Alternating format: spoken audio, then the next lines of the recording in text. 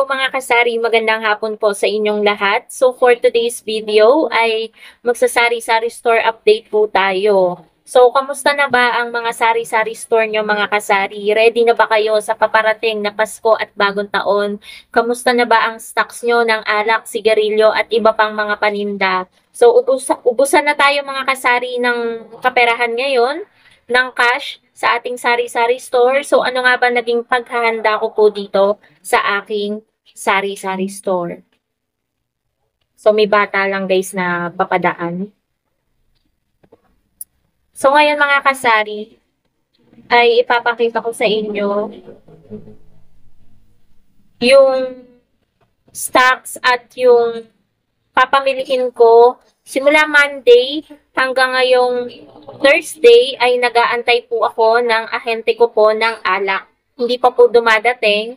Medyo madami po tayong kukuhanin sa ating ahente na Red Horse ang kukunin natin at may konting Grande. Mas mabenta kasi mga kasari ang Red Horse ngayong Pasko at Bagong Taon. Kita ko na yan dahil sa dami ng mga nag-Christmas party dito. Yung mga malalapit na resort, naghahanap sila ng tindahan na mabibilihan. So, noong nakaraan, siguro nakaubos ako ng 3 case ng Red Horse. Nagkulang pa nga. Super tagal ko nang nag-aantay ng ahente. Lahat daw ng mga tindahan dito ay nagkakaubusan na ng Red Horse at iba pang mga alak. So, ayun guys. Pakita ko na sa inyo yung stocks ko ng sigarilyo. So, eto mga kasari yung stocks natin ng sigarilyo. Ayan siya.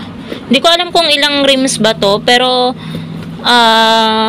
parang halos JTI cigarettes to eh. Ayan. Yan yung kinuha natin worth 13,000 plus. Yan. Ubusan na talaga to ng pera. Although ito ay credit, pero babayaran din naman natin to. Ubusan talaga ng pera. January, kailan ba ang balik ng JTI? January 6.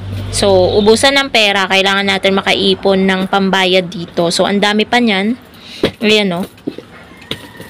4 na rim na Camel Red. 1 rim ng Marbles. 3 rim pa ng Camel Menthol. 'Di ba? Tapos, meron pa dito. Tapos, ito pa, yung mga naka-display. Ayan. Ayan, yung mga naka-display. So, alam nyo ba mga kasari kung bakit ako hindi nagpapawala ng mga sigarilyo dito? Dahil, isa po itong mga sigarilyo sa pinakamabenta dito sa aking sari-sari store. Dahil alam nyo naman mga kasari na SRP lang po tayo kung magbenta ng ating mga panindang sigarilyo. Kaya po siya mabenta dito sa tindahan. And, hindi naman po lahat ng sari-sari store dito talagang merong stocks na kagaya nito. Hindi naman sa nagmamayabang mga kasari. Hindi sa nagmamayabang, pero yun talaga yung totoo. At alam ko din naman na nagkakaubusan dahil nga dito pumupunta.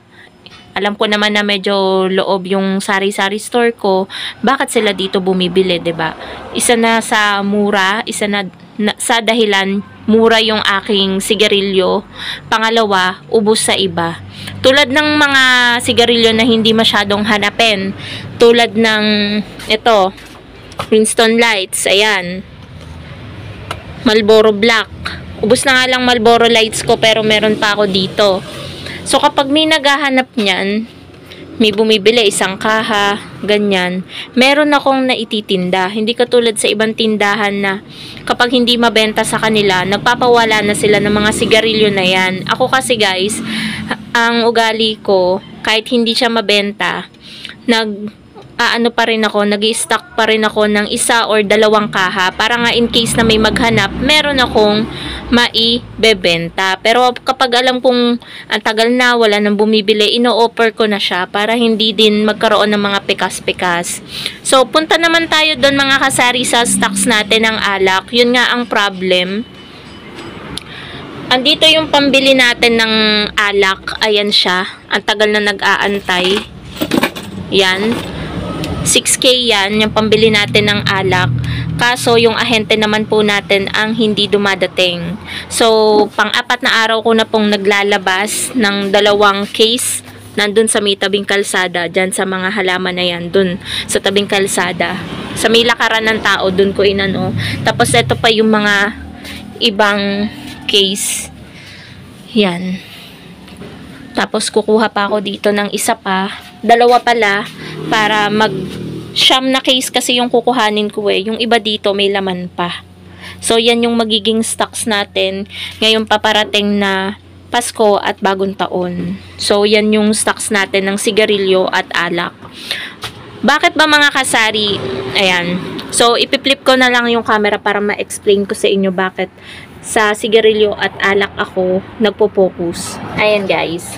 So bakit nga ba ako sa sigarilyo at alak nagpo-focus mga kasari?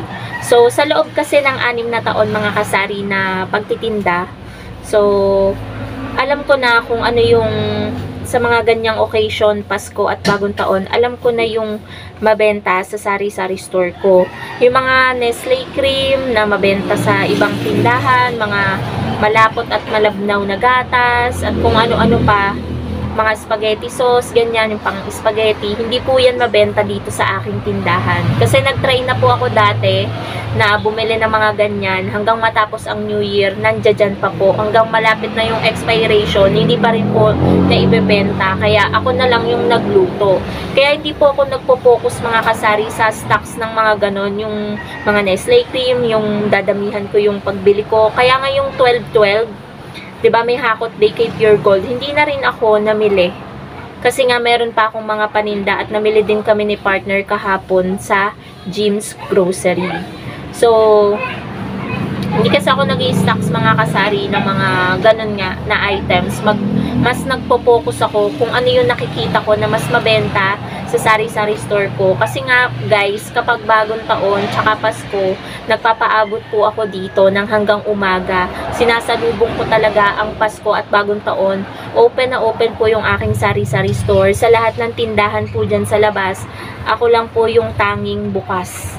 Yung ibang sari-sari store, alas 9, alas 10, yan, sila, dyan yung mga oras na nagsasara sila. Pero ako, umaabot ako alas 12, alauna, ganyan, bago ako mag-close.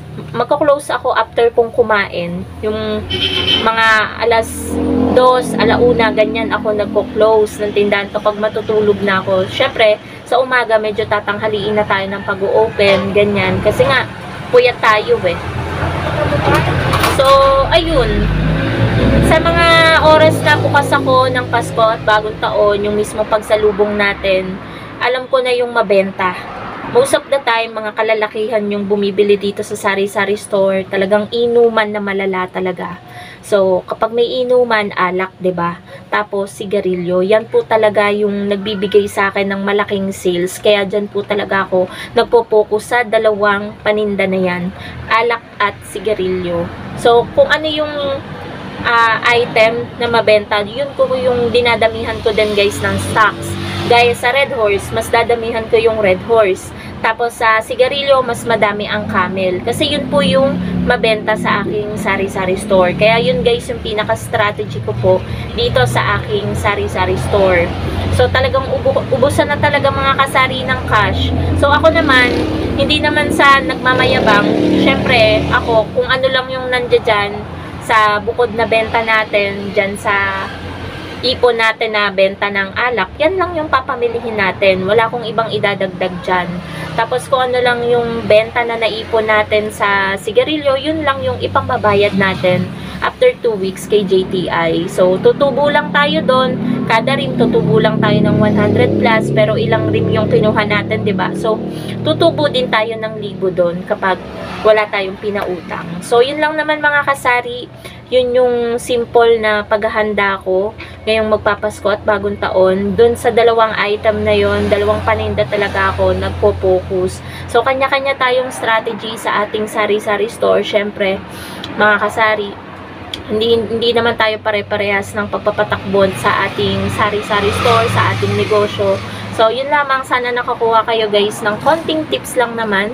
And eto, magdadagdag pala ako kung isa lang yung rep nyo, ang gawin nyo kapag na may bumili ng alak, mag-replace agad kayo, maglagay kayo ulit para kapag bumalik yung bumili is malamig na ulit. Ganun guys yung strategy ko. Kasi Ang daming nakalagay sa rep eh. Mabenta din kasi mga kasari ang soft drinks. Yan, mga 1.5 kasalo. Mabenta yan sa Pasko at Bagong Taon. Yan yung third na pinakamabenta dito sa tindahan. Kaya meron din akong stocks niyan. So, yun lang guys. Thank you so much for watching. Bye!